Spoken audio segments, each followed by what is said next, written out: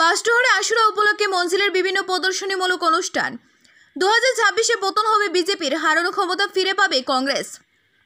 2026-এ অসমে রাজনীতির পরিবর্তন হবে, পতন হবে বিজেপির। সাধারণ জনগণ এখন খুবই সচেতন, শাসক দলের প্রতি অতিষ্ঠ হয়ে গেছেন। গত লোকসভা নির্বাচনের সময় থেকেই বিজেপির দুর্দিন শুরু হয়ে গেছে।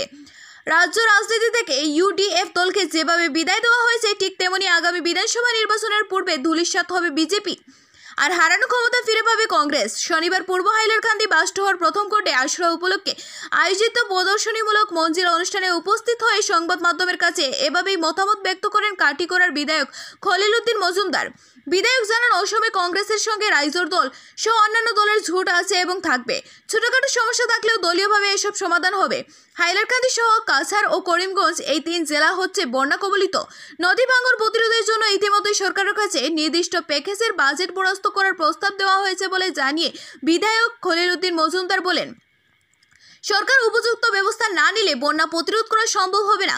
সরকারি নিয়োগ পরীক্ষা কেন্দ্র হাইলাকান্দিতে না দেওয়ায় আক্ষেপ করে বিধায়ক খলিল বলেন, শিলচর ও করিমগঞ্জে পরীক্ষা কেন্দ্র দিলেও এক্ষেত্রে রহস্যজনকভাবে বঞ্চিত করা হয়েছে হাইলাকান্দিকে।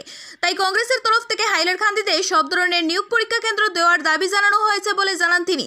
বাসডোহর প্রথম কোর্টের জনগণের পক্ষ থেকে মাটিজুরি সমবায় সমিতির পয়েন্ট থেকে বাসডোহর ফিরোজখাল পর্যন্ত রাস্তা নির্মাণের দাবি জানানো হয়েছে। এক্ষেত্রে স্থানীয় বিধায়ক ও পূর্ত বিভাগের দৃষ্টি আকর্ষণ করে এলাকার জনগণের সুবিধার্থে রাস্তা নির্মাণের দাবি জানান বিধায়ক খলিল উদ্দিন মজুমদার। তিনি জানান, যোগাযোগ ব্যবস্থার উন্নতি না হলে এলাকার উন্নয়ন সম্ভব নয়। তাই এ ব্যাপারে জেলা প্রশাসনের সঙ্গে আলোচনা করার আশ্বাস দিয়েছেন বিধায়ক। এদিন আশুরা উপলক্ষে মঞ্জিল অনুষ্ঠানে আঞ্চলিক মহরম কমিটির উদ্যোগে লাঠি খেলা, জারি গান, কলাকাটা ইত্যাদি প্রদর্শন করা হয়েছে।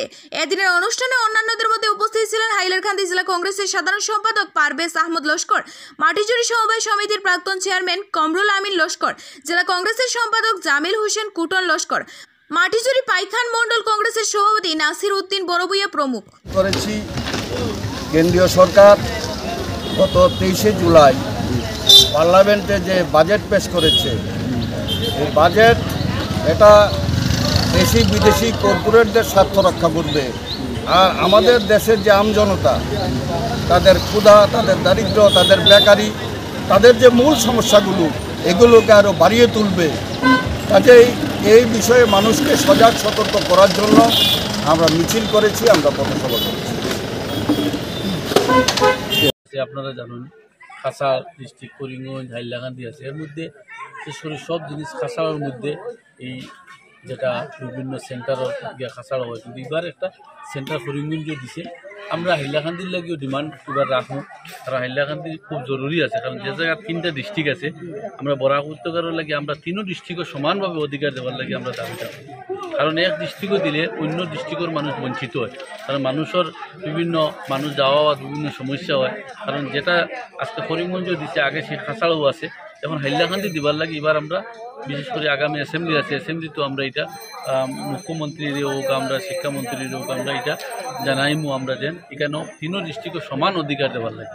কারণ বরাকলির মধ্যে 3ও ডিস্ট্রিক্ট আছে, 3ও ডিস্ট্রিক্টও সমানভাবে অধিকার পাইতো, এবং যারা বঞ্চিত সেও না হয়, কোনো ডিস্ট্রিক্টেরও মানুষও বঞ্চিত হয় না। কারণ বঞ্চিত হওয়ার লাগি দেখা গেছে, বিশেষ করে আমরা দেখছি এখানেও 3টা ডিস্ট্রিক্টের মধ্যে